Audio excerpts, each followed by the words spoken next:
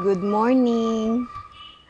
Time check, around 8 o'clock pero wala pa ring araw, malamig. So, ngayon, samahan ko si Champ na magbayad dun sa pang field trip niya. Gusto niya kasi sumama sa field trip. So, mag-withdraw muna kami ng pera para pambayad. Sama na kayo, punta tayong ATM. And then, after nun, maya-maya pagkatapos, maglinis na ako, maglalaba. And, linis, laba, luto. Ganun ang gawaing nanay. And then, may mga videos, footages kami na mga luma na gustong i-share sa inyo. So, hopefully, ma-view nyo din mamaya. So, isa-separate namin yun ng upload. Yung mga video footages na luma na i-share namin by episode.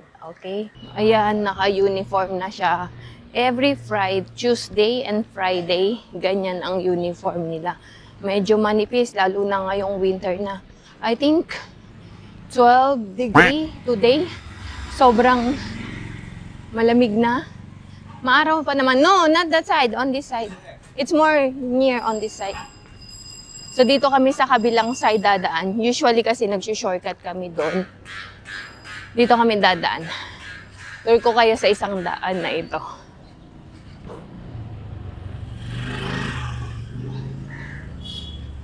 In this side. Oh. Okay. Ha? Okay. So, ito yung daan papunta doon sa Mayana.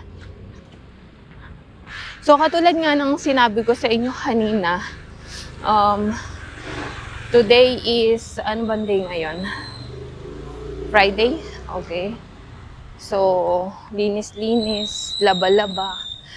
Mamaya, din pala, malamig.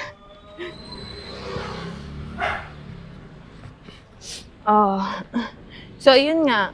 Tulad ng sabi ko sa inyo kanina, may mga old footages kami sa UAE. So, bali po kasi galing kami sa UAE, nag-work kami sa UAE, kaming mag-asawa. So, before noon, mahilig na talaga kami mag-take ng mga hindi ako, yung asawa ko. Mahilig na talaga siyang mag-take ng mga videos. Kaya lang that time, wala pa kaming time na mag-upload. Kasi full-time worker kami, employee. So this time since for good na ako, so ayan, kaya ngayon nakakapag-upload na kami. Kaya gusto namin i-share sa inyo at we feel na parang this is the right time na i-share yung mga videos na yon. So hopefully magustuhan nyo at parang napasyal na rin kayo sa aming memory lane. Okay, so palabas na tayo ng ayan ang daan. Palabas na tayo ng pinaka-main gate.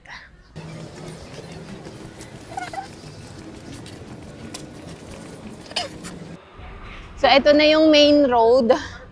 May katatayong bagong hotel, Mercure.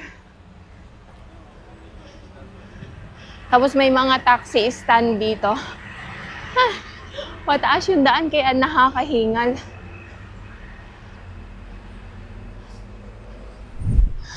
So, ayan.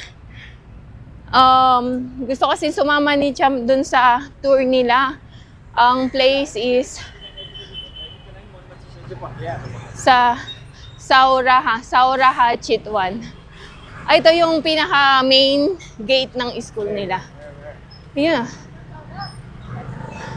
Mga estudyante. Uy. Okay, malapit na tayo. So, mamaya na lang ulit. Yun lang naman yung ATM. Tong kasama ko, nagmamadali, malilate na daw siya. A few moments later. How much that one? 400 change. 400 change. How much your fee? 5,000. Okay. Bye.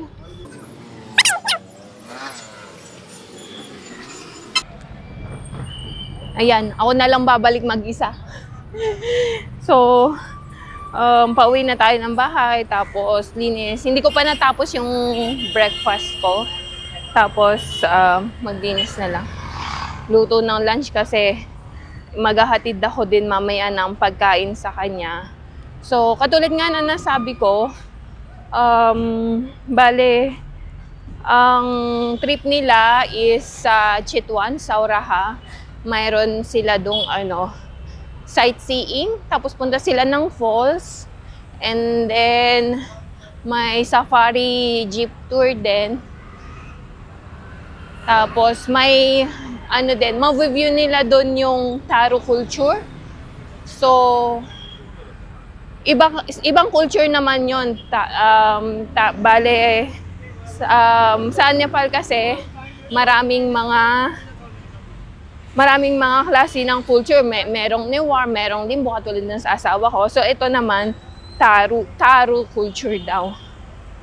So, pakita ko sa inyo kung paano kung makakapag-shoot siya doon. And then, tapos 2 days pala sila doon. 1 night and 2 days. So, from here sa Kathmandu, papuntang Uraha, Chitwan, siguro nasa 163 kilometer, and then 4.5 hours. 4 to 5 hours ang biyahe. Ganon. Oh my God, what is that? So, kita na lang tayo sa bahay mamaya. A little later. Okay. Good afternoon, guys. Bale, anong oras na ba? 1 o'clock ng hapon. So, kanina kasi, pinasend ko kay Habi yung food ni Champ na lunch. Sinasend kasi namin. So, namili na rin siya ng itlog. Pinadaanan daw siyang medyo matanda na, siguro nasa 70 plus na 73 years old, parang gano'n. Nagtitinda pa. So, tinawagan niya ako kanina kung ano yung kailangan bilhin. So, kahit may patatas kami, tsaka sibuyas, namili din siya. So, ito, may yam, ube, 2 piraso. Iluluto ko to naong ubi halaya. Masarap to pagka ubi halaya. Yung may gatas, saka butter, asukal ka na. So, luto natin to. Ayan, ito yung sibuyas. Ang ganda ng sibuyas. Hindi ko lang sure kung magkano yung tsaka tong mga patatas. Tapos, itong itlog, i-arrange ko na. Sa tindahan niya to binili, ang itlog. Meron pa kami 3 na lang kasi. So, kailangan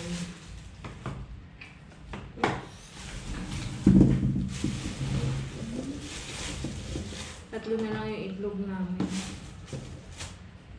Naghuhugas ako kasi katatapos lang namin kumain ng lunch. Medyo late kami kumakain ng lunch. Pagka kaming 2 lang. Pero pag nandyan si Chang, medyo maaga kami kumakain. Tapos, itong bay leaves to, nilalagay ko to sa tea. Tapos sa mga curry nila. Pang Nepalese curry. So, ayan. Lagay lang natin dyan. One tray is siguro mga nasa 580, 560 rupees.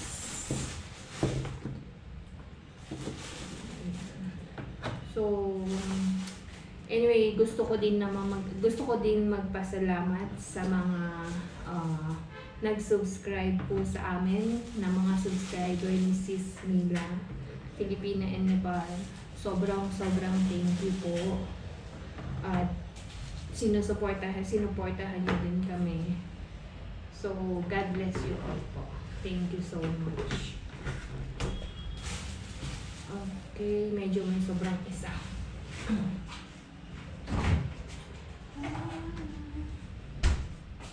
Arrange ko lang tong mga to. Naglalaba din ako sa taas, so magsasampay din ako.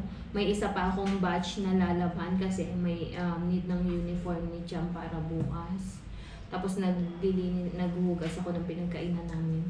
So, talagang housewife na housewife ang dating. Pero naisi-segue pa din ng pag-vlog. So, mamaya na lang ulit, balitaan ko kayo. Magsasampay muna pala ako. Kasi, kailangan yung uniform bukas. Kaya na ako magugas. So, medyo gloomy siya. Ayan, so hopefully matuyo yung sinampay ko. Ayan. Walang araw. So, magsasampay muna ako para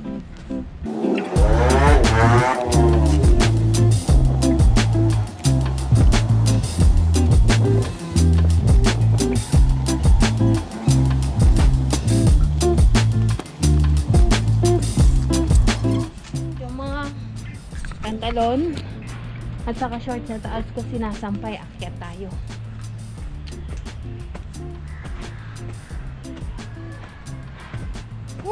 Mainit na pala. Kanina pinakita ko sa inyo gloomy. Ngayon mainit na. So ayan lang siya. Ganyan yung sampayan namin. Kita nyo ba? Ayan. Sampay tayo. Mainit. Hindi ako nagdala ng face.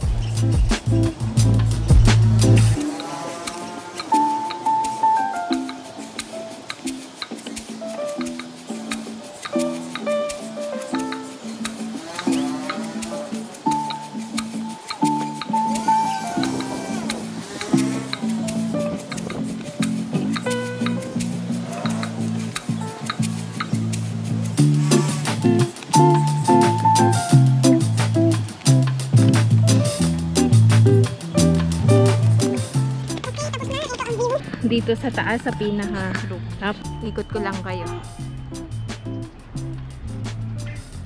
Medyo mainit. Katanghali ang tapat. Ang linaw ng ng mga hills. Okay, baba na tayo. Magsasalang pa ako ng isang salang. Guys, yung kahapon na sinabi ko sa inyo, yung pinakita ko sa inyong nasirang sasakyan doon sa may garage. Ayun siya yung wall, yung fence na yon, doon siya bumangga. So bumaluktot yung pinaka fence. Buti na lang may ganyan kasi kung hindi, madadali yung pinaka wall namin doon sa baba. Thank God.